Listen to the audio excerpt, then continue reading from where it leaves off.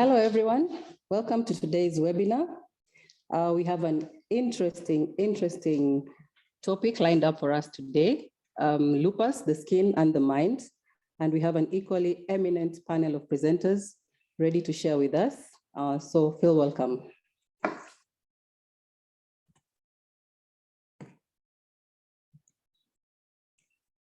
My name is Dr. Cindy Muliro. I'll be your host alongside Dr. Salva Nikas, who will be taking us through the question session. We are members of the GLODAM Trainee Committee, which is an arm of the GLODAM, which is an international alliance for global health dermatology. We are also excited because this is our first talk for this academic year, and we have a wonderful lineup for the rest of the year. So we hope you'll be joining us for our monthly webinars. The aim for GLODAM is to promote knowledge equity by improving access to education for dermatology trainees across the world. We aim to provide free educational events and opportunities to build networks and collaborate.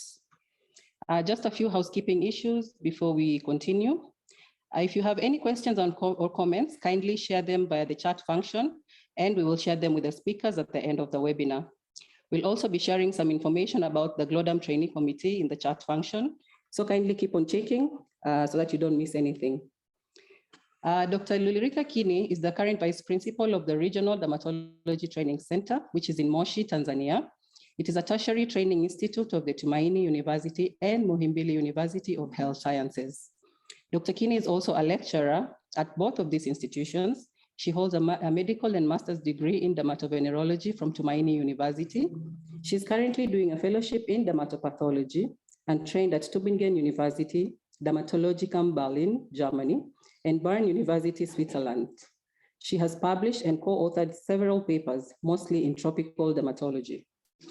Dr. Muzna Khalfan is a trainee in dermatovenerology at the Regional Dermatology Training Center in Tanzania. She completed her medical training at Kilimanjaro Christian Medical College in 2018, where she worked as a general practitioner at the Regional Dermatology Training Center before she joined residency.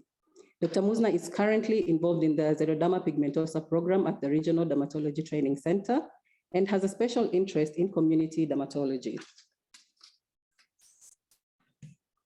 Dr. Kim Madundo is a psychiatrist at Kilimanjaro Christian Medical Center and a lecturer at Kilimanjaro Christian Medical University College. He's one of the only 3 practicing psychiatrists in the northern zone of Tanzania, which serves as a population of approximately 7 million people. He completed his training as a medical doctor at the Catholic University in Mwanza, and then as a psychiatrist in Muhimbili University, both in Tanzania. Dr. Kim is interested in creating awareness and promoting research around mental health in Tanzania and studying mental health challenges among people living with HIV and other vulnerable groups. He's also interested in validating psychometric tools for the use in Tanzanian contexts.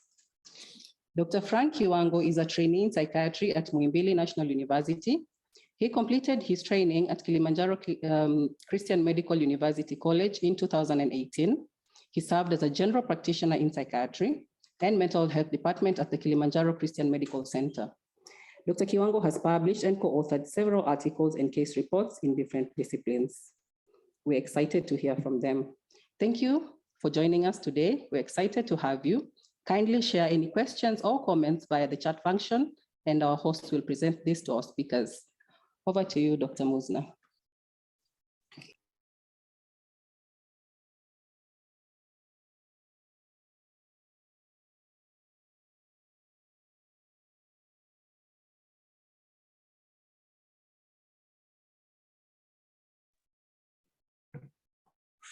So thank you, Dr. Cindy, for that very good and detailed introduction. So I've been introduced well, and so I'll not introduce myself again. I'm going to share with you a case that we saw in our clinic.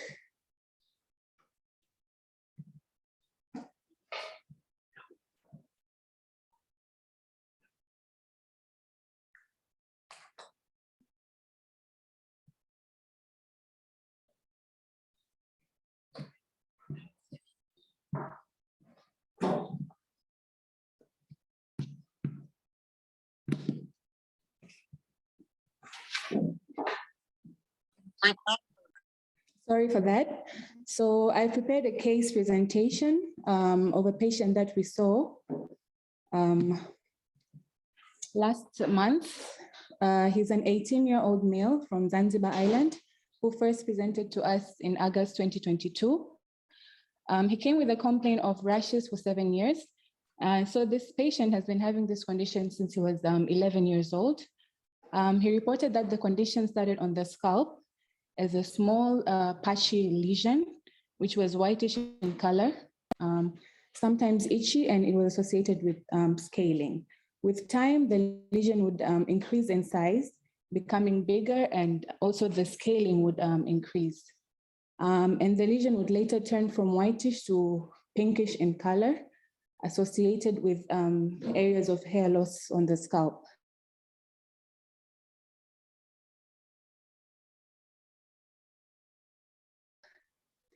So at this juncture, he decided to go to a nearby health center in Zanzibar, where he called to begin medications, where he would improve temporarily.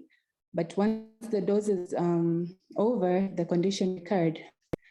And he reports over time, while he was still on treatment, he developed similar lesions on the upper and lower extremities. Initially, a single lesion with the same characteristic. It was round, whitish in color with scaling, and later would become pinkish to red in color. So he reports once this disease kept progressing, even him going to school became a problem because people would always ask what kind of disease is this, and people would run away from him because he thought the disease was contagious. And so once he was in grade 4, he stopped going to school.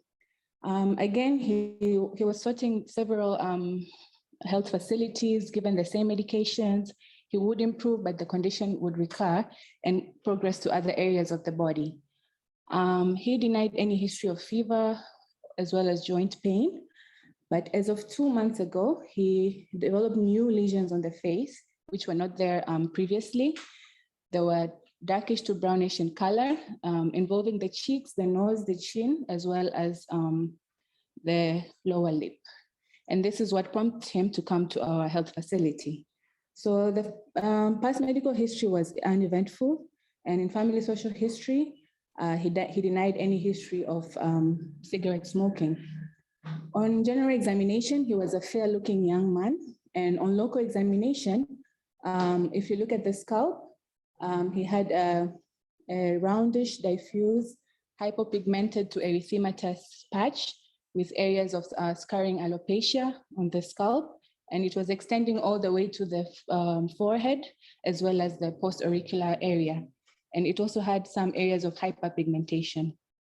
He also had a similar lesion on the occipital region of the scalp, which was also associated with scaling.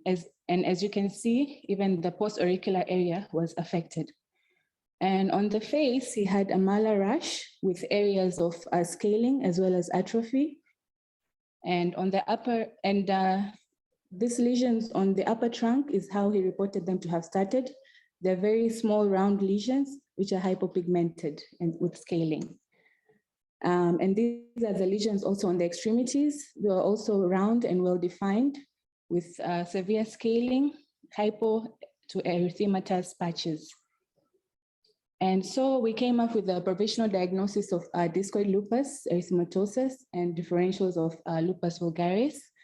We were able to do some investigations. We did a baseline complete blood count, and all the parameters were normal. He had a HB of a hemoglobin of 13.4 grams per deciliter, and all white blood cell count were within the normal range. ESR was slightly elevated at 30, and the renal and liver function tests were all within normal range. We also did a skin biopsy, which I'll project the results shortly. And we also ordered ANA as well as double-stranded DNA.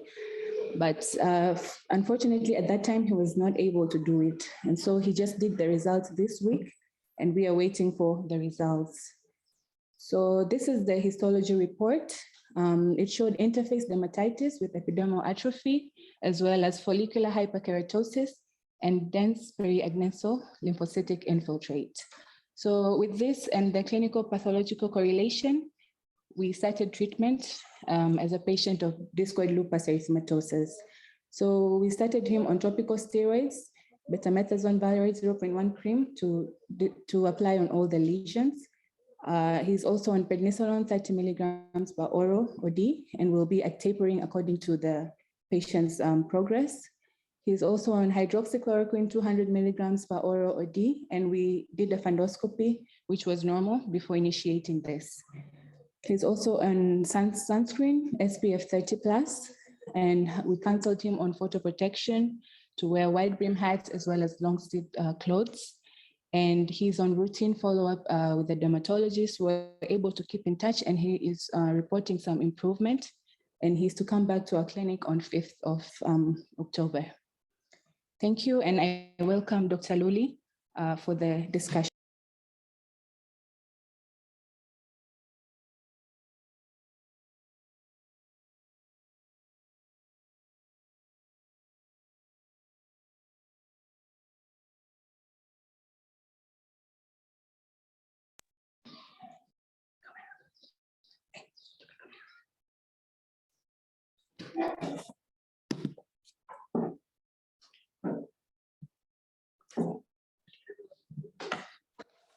Right. Greetings, everyone. My name is Dr. Luli. I'm a dermatologist at Moshi RDTC, and I'm going to give a brief talk on lupus erythematosus, focusing on cutaneous and a little bit on systemic features. So lupus is a multidisciplinary condition, and looking back at the history, it was initially called herpes astheomenus by the Hippocrates due to, they say, painful lesions that affected the patients.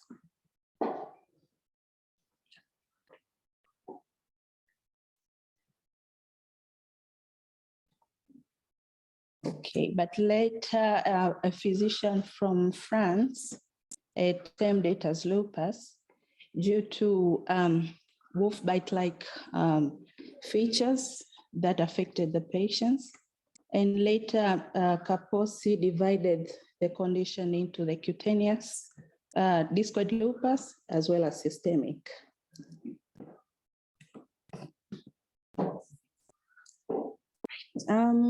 Lupus affects mostly women with a ratio of 10:1. And the incidence ranges from 30 to 50 per 100 individuals, and it is implicated to affect more of African and Latin personnel. The KSMC registry shows about 220 patients with systemic lupus and about 180 patients with various forms of cutaneous lupus. Now, as I said, it affects mostly women. And the graphs show that these women are affected mostly at the age of 30 towards 50 years of age. And despite that, women are present with more severe forms than male in various ages. Now, again, it's a multidisciplinary condition, and there have been implications of UVB. About 120 drugs also have been reported to cause lupus, some infections as well as smoking. And the main problem is the apoptotic keratinocytes that are affected by these etiologies are not cleared perfectly. And this is caused by a genetic implication as well as a hormonal implication. For Africans, there have been some studies that show complement C1q, C4 and C2 deficiencies that are affecting the patients with lupus. And estrogen, increase of estrogen has been implicated in increase of B cells, as well as self-activating T cells that lead to tissue injury. Now, what is the problem between UVB and T cells? The different publications are showing that UVB in patients with lupus causes downregulation of T regulatory lymphocytes. Even that, dendritic cells tend to capture the apoptotic blebs, and these act as anti-immune reactors. My colleagues are going to have a talk on the neurological part of the lupus, but lupus as it is affects multiple systems. In the neurology, it can present with depression, can present with loss of memory, and even going to severe forms of into stroke and seizures. But the patient may also present with chest pain and also hematological dysfunctions. And so it is very, very crucial to make important investigations for any patient with either cutaneous or systemic forms. Now, what is the relationship between systemic lupus and cutaneous forms? Now, about 5% up to 15, up to 25% of patients with various forms of lupus, especially cutaneous forms of lupus, may eventually develop systemic lupus in their lifetime. Now, let us look at different clinical presentations of lupus. Acute cutaneous form of lupus might present with butterfly rash that can actually be just hyperpigmentation. There can be some erythema and scaling on the lips, or sometimes it can cause ulceration. And some patients present with erythematous maculopapular rashes that affect the across skin. Like the presentation of Dr. Muzna, the chronic discoid form of lupus can be divided into some forms. There is generalized, localized, and we are going to see other forms. The generalized discoid lupus affects not only the head and neck area, it can present with lesions also on the legs as well as the trunk. Our patient on the upper top right is a patient with albinism that had been previously diagnosed with localized squamous cell carcinoma that was recalcitrant to various forms of medication. But then it was later discovered that he actually had discoid lupus. For the localized form, usually it affects commonly the head and neck, and the lesions are usually present with scarring alopecia that affects the scalp. It can affect the top parts of the ears as well as the oromucosa. The other forms of discoid lupus is presentation of non-pruritic nodular-like lesions that have central hypopigmentation with some very adherent scales, and they usually affect the dorsum of the hands or the forearms. These cases are at risk of developing squamous cell carcinoma. Another form of cutaneous lupus is mucosal DLE, and the patient might actually present with ulcerations on the lips or on the nasal or genital mucosa, but they are also at risk of developing squamous cell carcinoma. Chilblain lupus is commonly associated with systemic lupus as well as discoid lupus. It presents with erythematus going into bluish, purplish patches on the hands. It is associated with globulins and antiphospholipid and enzymes, but these patients are at risk of developing nephritic lupus as well as gynecologic symptoms. Another forms of cutaneous lupus is timid and lupus panniculitis, and these ones present with edematous and sometimes painful lesions that are depressed plaques and they affect mostly the upper extremities, the upper part of the upper extremities.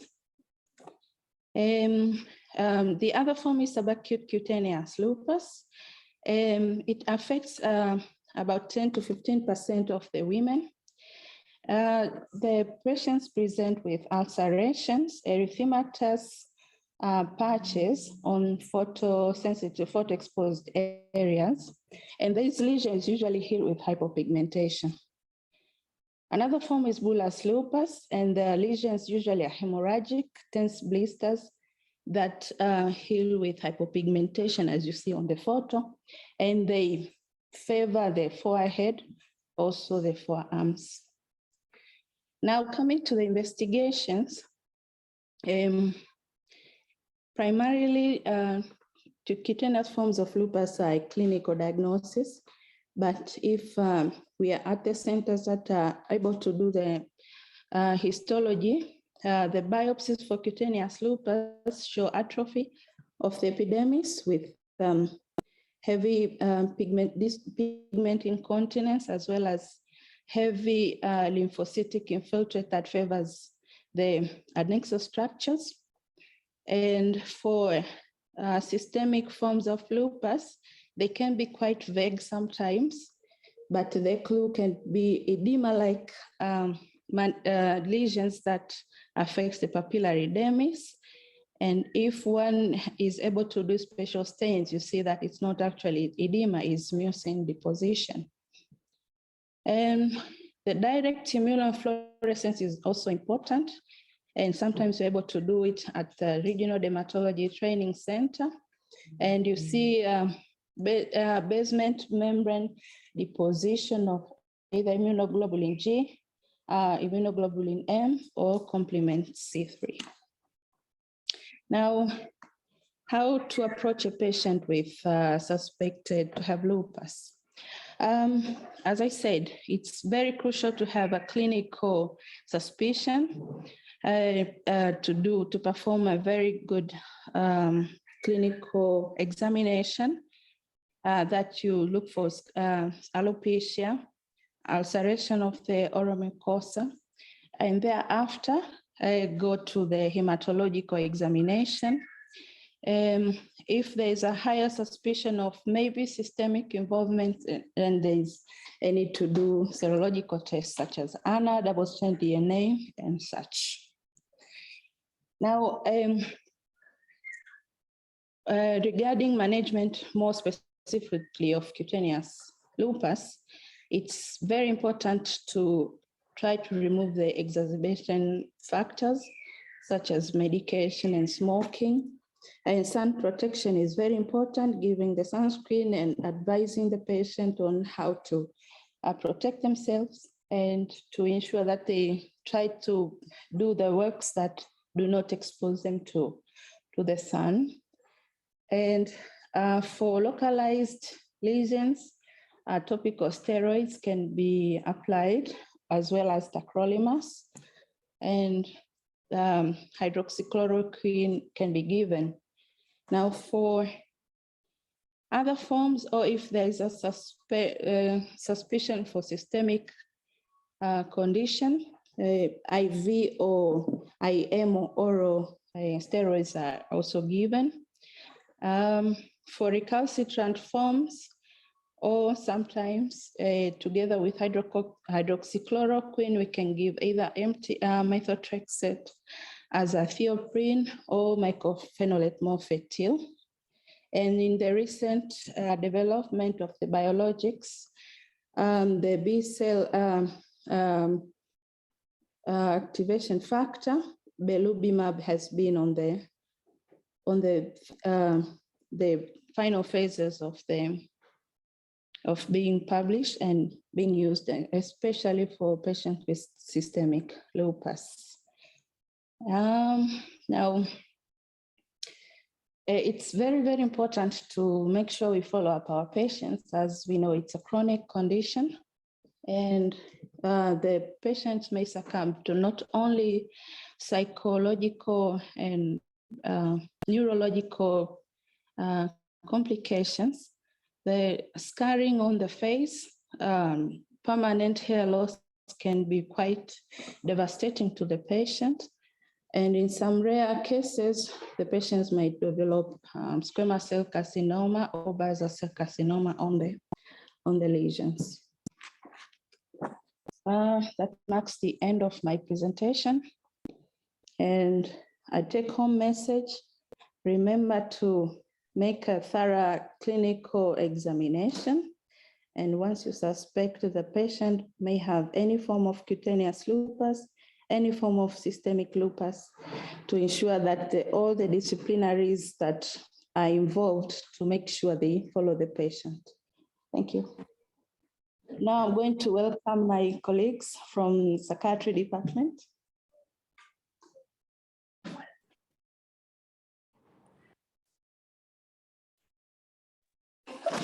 Okay. We'd like to put up a poll so that we can go through a little bit of what has been shared by colleagues. So, yeah. Emma, kindly share the poll.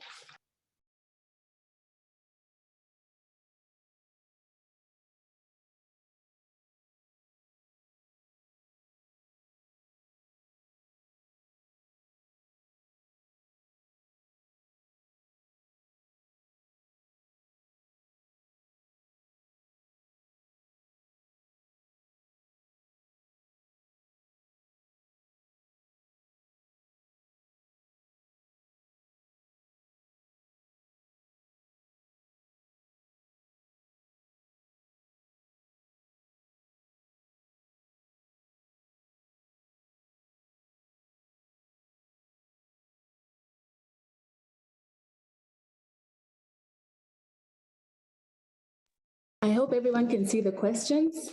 So question 1 is, which of the following statements regarding DLE is true?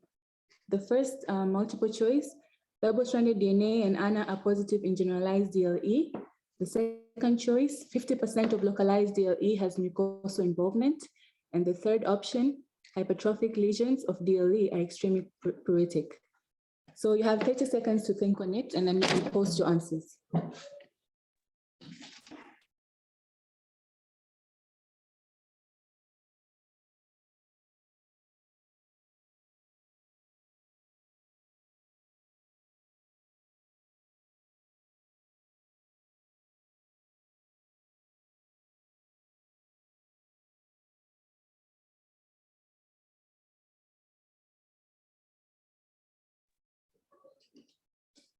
Okay. Okay, so the first question, the answer is A. Double-stranded DNA and ANA are positive in generalized DLE. Usually more than about 80% of patients with localized DLE will have mucosal involvement. And the hypertrophic lesions are usually not pruritic. And that can help you to distinguish localized hypertrophic DLE from other forms of dermatological conditions like prurigo nodularis and such.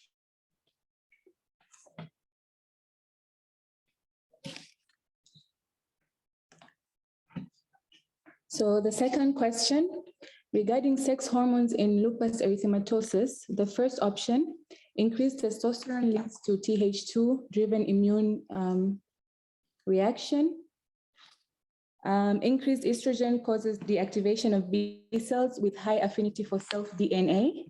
And the last option, increased estrogen causes activation of self-reactive lymphocytes. 30 seconds.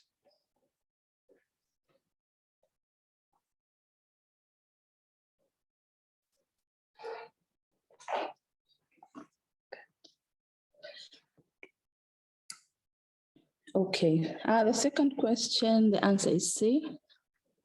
I'm glad most of people got it correct.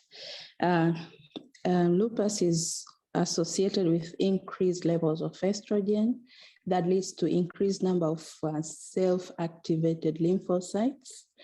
And the second question is not correct because estrogen causes activation of B cells and not deactivation.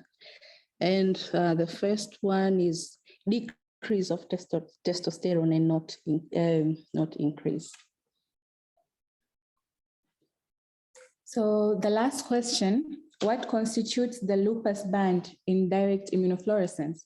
Is it IgM, IgG, and C3 deposition on the basement membrane zone? The second option, IgM, IgG, and C3 deposition on papillary dermis, or finally IgM, IgG, and C3 deposition on stratum basale. Right. Question number 3, the correct answer is A. The deposition of the immunoglobulin and C3 is on the basement membrane.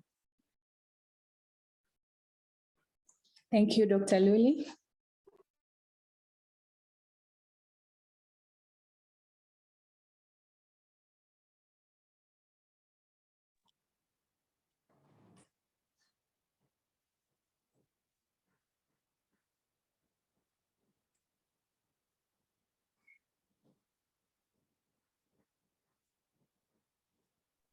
I'd like to welcome Dr. Frank to continue with the case presentation. Welcome, Dr. Frank.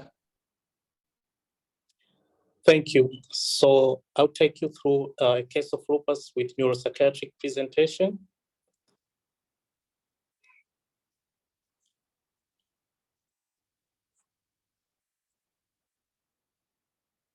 So I'll be presenting a 30-year-old female whom she was referred to KISMC Emergency Medicine Department for 3 days post-cesarean section due to malpresentation. So this patient came with the main complaint of dizziness and generalized body weakness for 3 days, followed by sudden onset of shortness of breath and blurred vision for 1 day. So at emergency department on examination, she was oriented to people present time. She was not jaundiced, but she was moderately pale. So the other systems such as cardiovascular system, respiratory system, and abdomen were essentially normal. So we did some investigations, Fulbright picture, which revealed normochromic normocytic anemia of HB 10.3 gram per deciliter. This was after 5 blood transfusions from the transferring all peripheral hospital. Also, we did chest X-ray and echo, which revealed features suggestive of cardiomegaly. So after that, we had a working diagnosis of iron deficiency anemia, and the patient was admitted in gynecology ward when the physician were consulted and managed the cardiomyopathy. However, during stay in the ward, the patient had several spikes of fever, and also the patient presented with foul-smelling pervaginal discharge.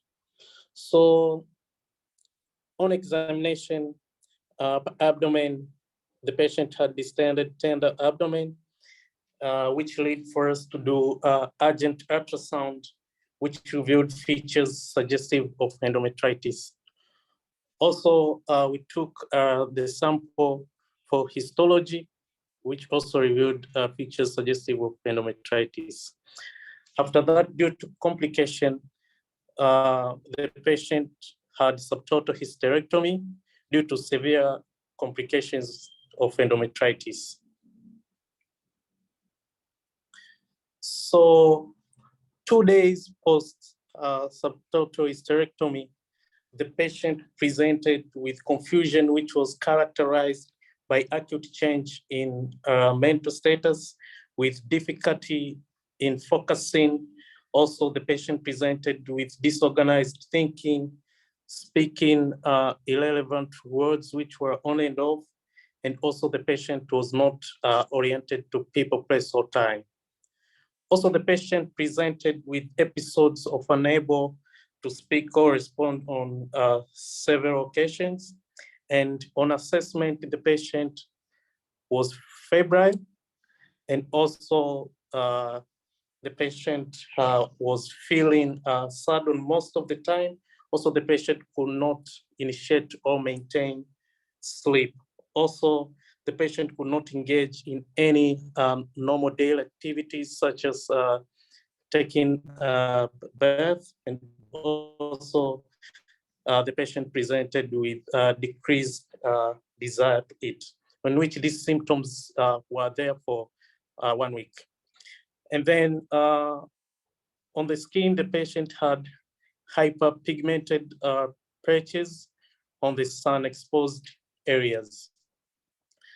So this led to consult dermatology for the skin lesions, whereby they examined the patient and did some investigations on which the biopsy taken showed features suggestive of systemic lupus erythematosus, and also the double-stranded DNA was done, which was positive. So in psychiatry team, we had differential diagnosis of depressive episode. Also, you are also thinking of delirium due to the features secondary to a medical condition, which is lupus. So we initiated the antipsychotics, which was olanzapine. We gave olanzapine 5 milligram per oral nocturne for 2 weeks. And also we initiated mirtazapine, which is antidepressant to cover the depressive symptoms, which by the dosage of 15 milligram per oral nocturne for also 2 weeks. And then we managed the lupus by hydroxychloroquine and prednisolone. So during the stay in the ward, the patient condition progressively improved, whereby she could start to engage well with others. She could have normal sleep, as she could maintain and initiate sleep well. She had a good appetite, and the disorganization of thinking, they resolved. So the patient was discharged, and she came for follow-up in our outpatient clinic. So thank you. I would like to welcome Dr. Kim for discussion.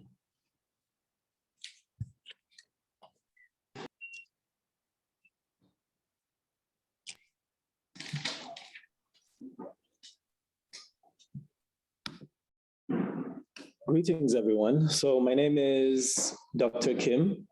I am a psychiatrist practicing in Moshi, Tanzania, and I'll be taking you through a discussion on the connection between lupus and mental health and how to approach situations like this where there might be an overlap between the two. So from literature, we know that a number of mental health challenges can occur among people with lupus, and this can happen for a number of different reasons, which I will discuss a bit further on. But also things like anxiety, depression, and psychosis can all occur in people with lupus, and that's why it's so relevant for us to be having this discussion. It can be very challenging for professionals to detect and to treat these conditions, which I will also elaborate on a bit further. But when these challenges do occur, they can negatively affect treatment adherence and treatment outcomes. They can impact quality of life quite significantly. Generally, there is a higher morbidity and higher mortality. And so the prevalence of these mental health challenges can vary quite substantially between one study and another. This often has to do with the screening tool that was used, the study population, the study setting, whether it was done in inpatients versus outpatients, and also in the phase of illness. So if someone is seen when they're experiencing a lupus flare, generally their symptoms tend to be a lot more intense. It's also important to recognize that when we refer to mental health challenges, we're not always referring to a complete diagnosis based on DSM-5 criteria or ICD-10 criteria. These are diagnostic manuals. but we might be talking about a number of symptoms causing enough distress to warrant intervention. So a few studies show that anxiety and depression are particularly common among people with lupus. About 1 in 3 people with lupus tend to experience anxiety, 1 in 4 experiencing depression, 1 in 10 experiencing an actual cognitive disorder, although cognitive impairment is a lot more common in people with lupus.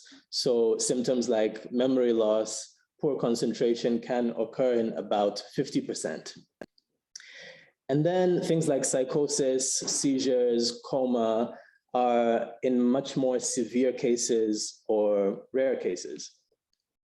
But generally, these findings tend to be, they come from studies that, which is actually the case most of the time, they come from studies where the sample was predominantly female. And while lupus is a condition that is more common in women, but still we should take these findings with a pinch of salt, just because these samples can be overwhelmingly dominated by women. Generally, being female, having an earlier age of onset, meaning less than 18 years, having a severe form or a multisystemic involvement of lupus gives you a higher chance of developing neuropsychiatric symptoms. And so I wanted to talk a bit about how some of these mental health challenges can occur in someone with lupus. And I'm going to present this through a biopsychosocial framework. This is a format that we tend to use a lot in psychiatry and psychology, and basically looking at how biological, psychological, and social factors can have either a causative or a contributing role in the onset of a mental health condition. So looking at the biological factors, Dr. Luly talked in depth about how some of these inflammatory mediators and changes can lead to neurological and neuropsychiatric changes. She touched briefly on that, but we know that antibody deposition causes neurological damage. There are specific types of autoantibodies, especially anti-DNA antibodies, which can cause havoc in the brain. And ultimately, this just leads to someone having a very sensitized brain, meaning that they are more likely to experience changes in neurotransmitters and overall functioning. But then when it comes to the treatment of lupus, there are 2 main groups of drugs that are often used that are culprits in the onset of especially depression and anxiety. So corticosteroids like prednisolone and immunosuppressants like cyclosporin are well documented to have a causative role in onset of such symptoms. This is often dose dependent and duration dependent. I'll take an example of prednisone. So anything above 20 milligrams, you should warn a patient that they might start experiencing symptoms of depression. Anything above 40 milligrams, you should be actively screening for these symptoms. Another thing that mental health conditions like depression and anxiety have in common with lupus is the pathway of inflammation. In lupus, inflammation is more of a symptom. It's a result of the disease. In depression, it tends to be a cause of the disease. And again, I'll use a few examples because Dr. Luly has talked a lot about the inflammatory mediators, but interleukins such as 6 and 10 have been shown to be common in both lupus and depression. But also there is an interesting role that C-reactive protein tends to play in both conditions. And we know that in lupus, CRP does not follow the same trends that it would in other inflammatory conditions. It might be normal, it might be slightly elevated, but in depression, it actually tends to follow the same pattern, which is quite interesting. And so generally having this chronic peripheral or central inflammation is what ultimately may lead to someone experiencing depression or anxiety. There are other psychological factors which could explain why someone might start to have a mental health challenge. So lupus, it's a chronic illness, having to experience pain, fatigue, poor concentration on a chronic basis can cause someone to become very tired and upset, and just over a period of time to start to become depressed or anxious about their quality of life. Such conditions can also occur, especially in lupus where there is a cutaneous manifestation, right? So based on someone's outward appearance, they can actually be very distressed about their condition and also start to experience depression. But then there's the issue of stigma. And so stigma can either be self-directed or it can be directed by other people or institutions. And in self-directed stigma, meaning that someone has this negative perception of their own condition, and that attitude being inflicted towards yourself ultimately can lead to depression or anxiety. But when stigma is directed towards you by another person, it could be family, a friend, a coworker, a medical health worker, and so on. This can also lead to mental health challenges. And in a society like ours, meaning in Tanzania, there is sometimes a misunderstanding of what chronic illnesses are and why they occur. And so it's especially relevant here where people might have these misunderstandings and the things that they might be saying or doing to people who have lupus. But again, just having poor social support, maybe facing unemployment, experiencing the loss of a job because of interfering symptoms can also ultimately also contribute to depression or anxiety and other mental health challenges. And so why it's so difficult to pick up on some of these diagnoses is, first of all, because there is a huge symptom overlap, right? So symptoms like fatigue, insomnia, body aches, poor concentration are very common symptoms in lupus. But guess what? There are also symptoms of depression. And so it can be very difficult to distinguish one from the other. And so as one of the take-home messages for today is just to always look for the core symptom of a mental health condition. So for depression, for example, the core symptom is not these physical symptoms that I just mentioned, but rather it would be if someone is experiencing being very sad for a lot of the time, or feeling very empty or even irritable over a period of 2 weeks or longer. And that can help you distinguish whether these are physical symptoms from depression versus symptoms from lupus. Another reason why it might be difficult to pick up on these mental health challenges is a lack of awareness.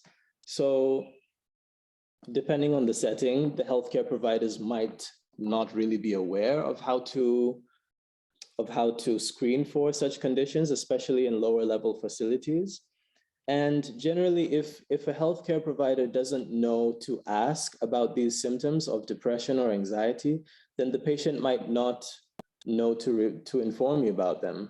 And the same goes for the community. If they don't know to present this information, then we might not be able to reach a diagnosis.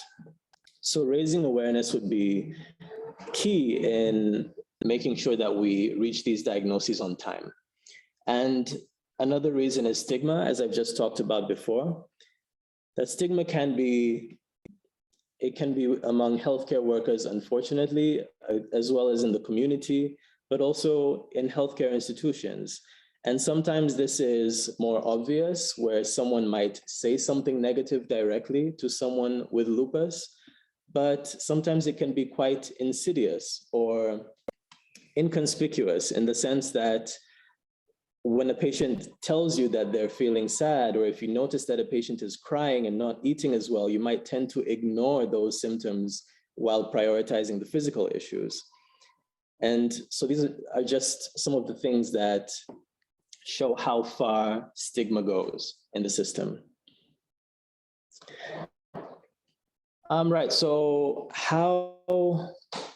why it's so difficult to treat some of these mental health challenges in people with lupus.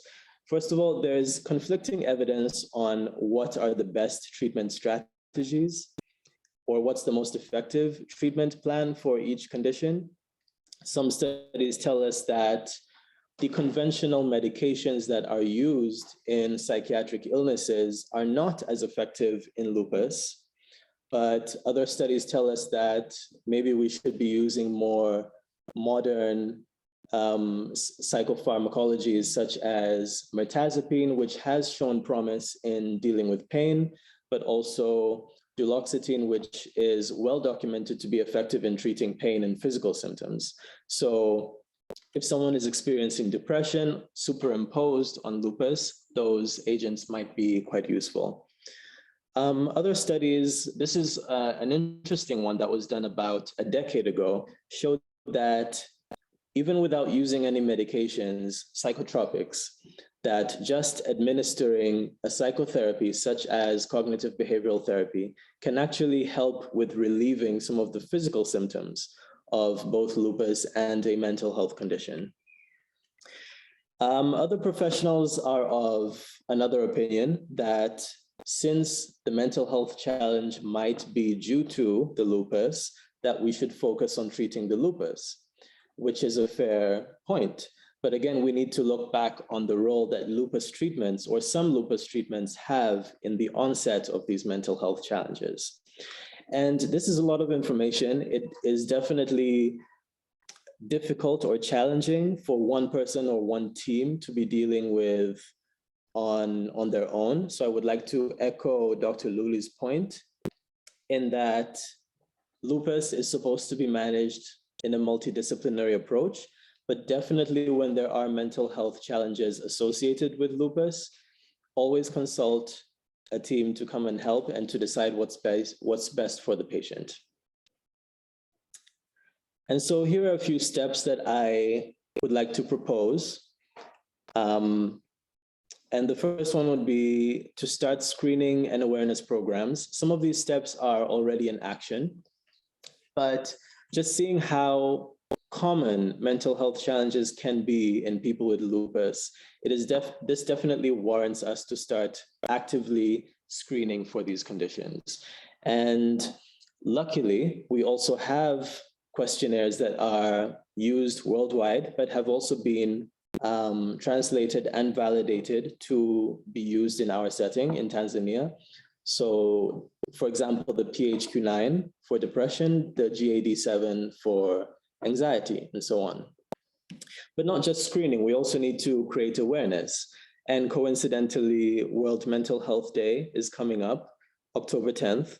And so as the Department of Psychiatry, we will be collaborating with the Department of Dermatology. These discussions are already ongoing to figure out a way that we can reach not only the community, but healthcare workers as well to build awareness around these issues. And then collaborative platforms for awareness and support. So I believe GLODAM is a good example of a platform where there's people joining from all around the world and from different backgrounds. It would be very useful to hear about people's experiences and challenges from wherever you come from. And then, of course, research. So a lot of the information that I have presented today is based on Western-based use research, Western interventions. I have adapted the information to what is practiced and what is available here, but still, we do need local evidence to guide us in an evidence-based way. Thank you, everyone, for listening. And we'll move on to the second poll.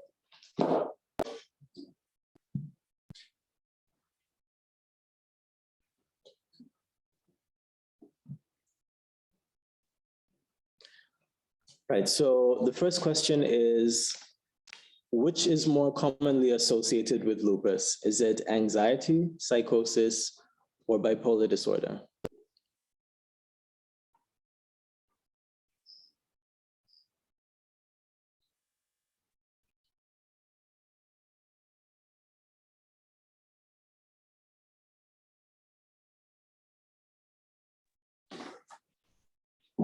And then question number 2 is, what is the core symptom of depression? Is it fatigue, insomnia, or the excess sadness or lack of interest?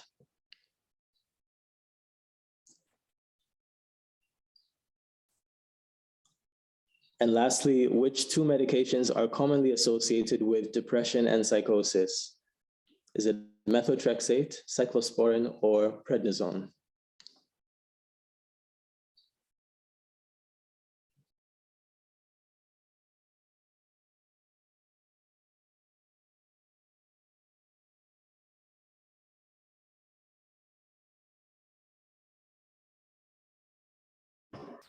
Right, so we'll move on to the answers and the responses to some of these questions.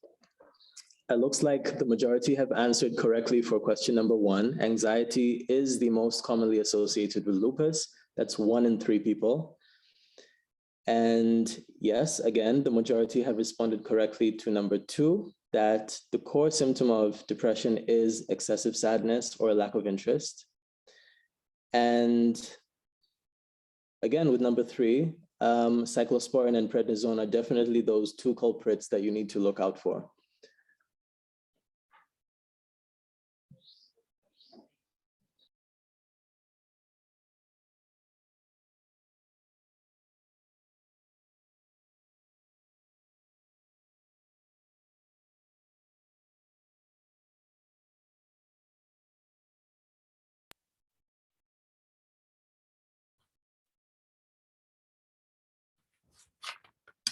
Thank you all for participating in our first webinar of the year 2022 to 2023.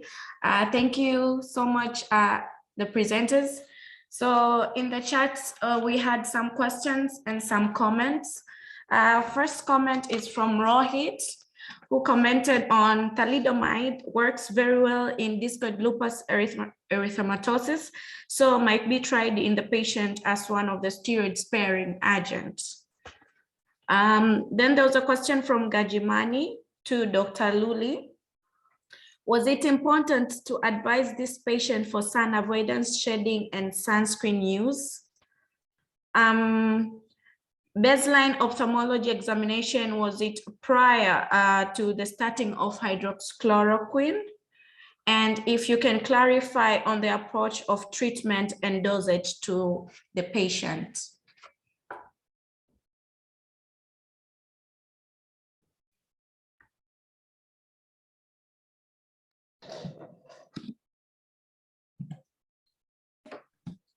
Okay.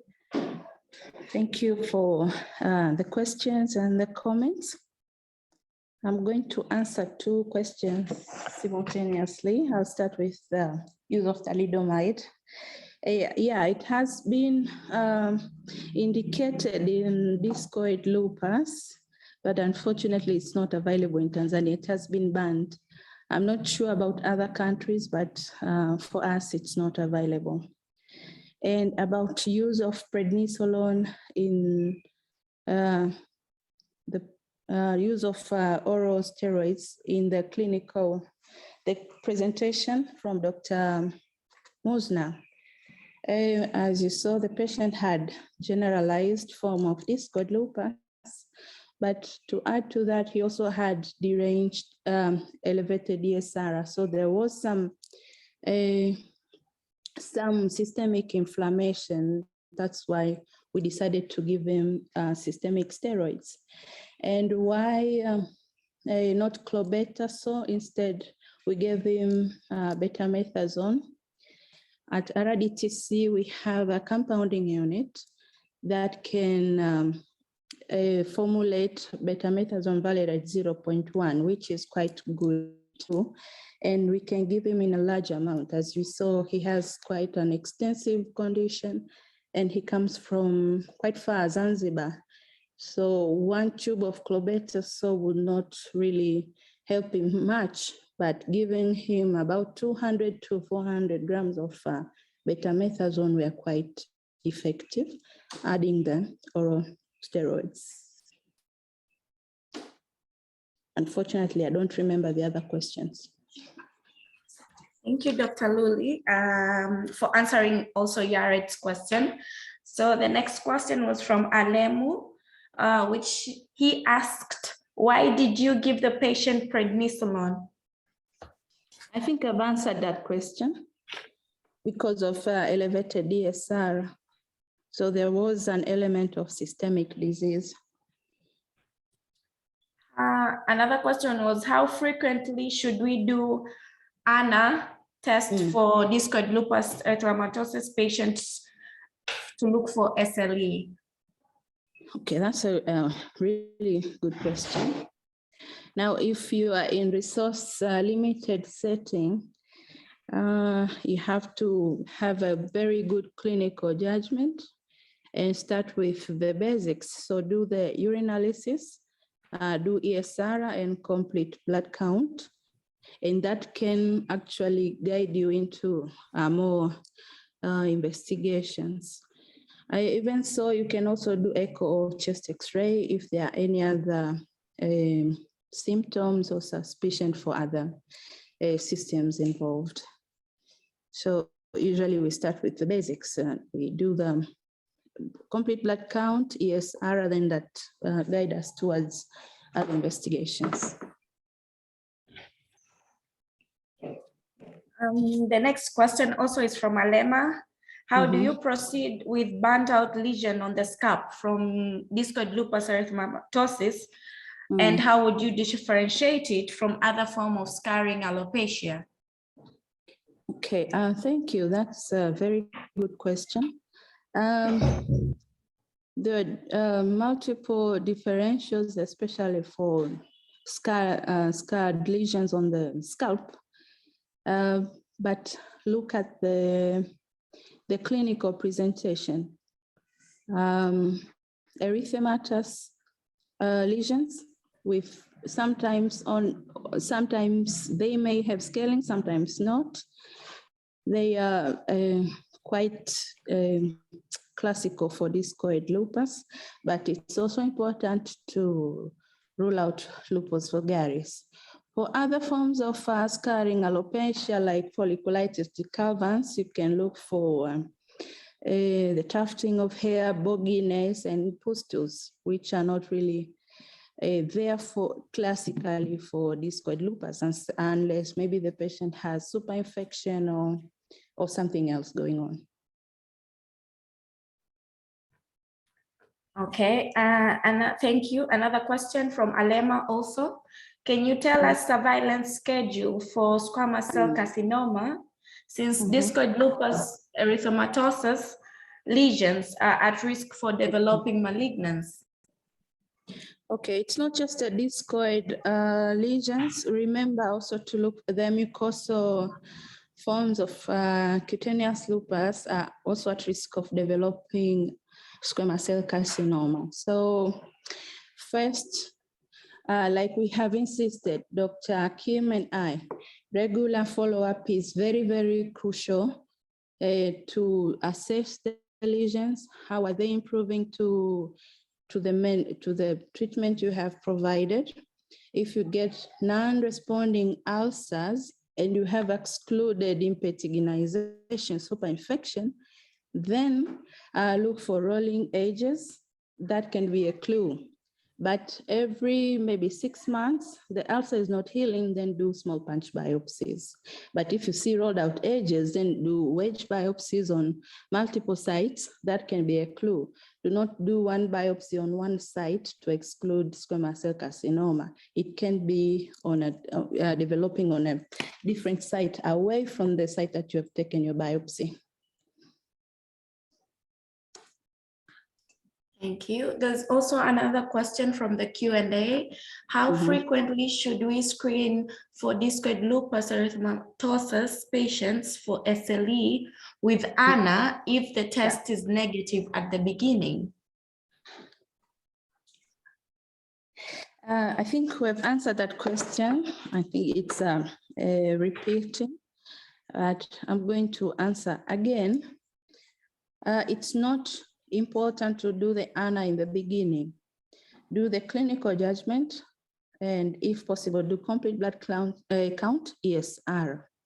and that can help you in judgment towards serological tests. If there's suspicion, maybe the patient is progressing to systemic form, after maybe 2 years, then you can decide to do the serological test. But if you're in resource-poor setting and take into account the socioeconomic status of our patient, clinical judgment is much, much more important than going into the serological tests. Thank you, Dr. Luli. So there are some questions to Dr. Kim. The first question is, why didn't they not consider postpartum depression as the principal diagnosis?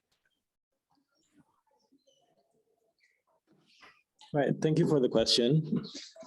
Postpartum depression, first of all, would not be entirely accurate because the patient also had features of psychosis.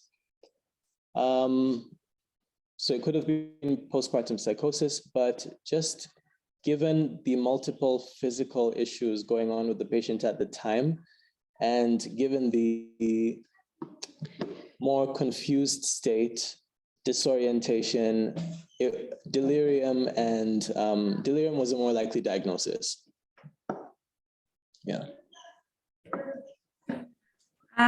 There's also another question, what was done to the newborn since the diagnosis was suggestive of systemic lupus erythematosus with neuropsychiatry manifestation, looking at a chance of degree of heart block? Right, so at the point psychiatry was consulted, the patient, the signs of cardiomyopathy were starting to go into remission. Patient was no longer in failure.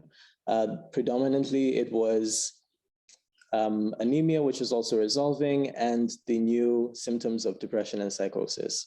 The symptoms of depression did not fit criteria for a major depressive episode, which is why there were differentials of both depression and delirium. But what happened to the child? So routinely, when a postpartum mother is admitted, is hospitalized, the newborn is admitted to the neonatal ward while the mother is also hospitalized so that she can continue breastfeeding if feasible, or the baby can be brought to her periodically. And so that was what was done in this case. Thank you so much. There's no more questions. Back to you, Cindy.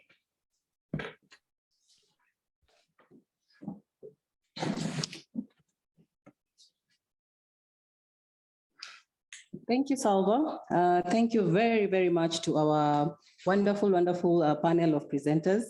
Thank you, Dr. Luli. Thank you, Dr. Kim.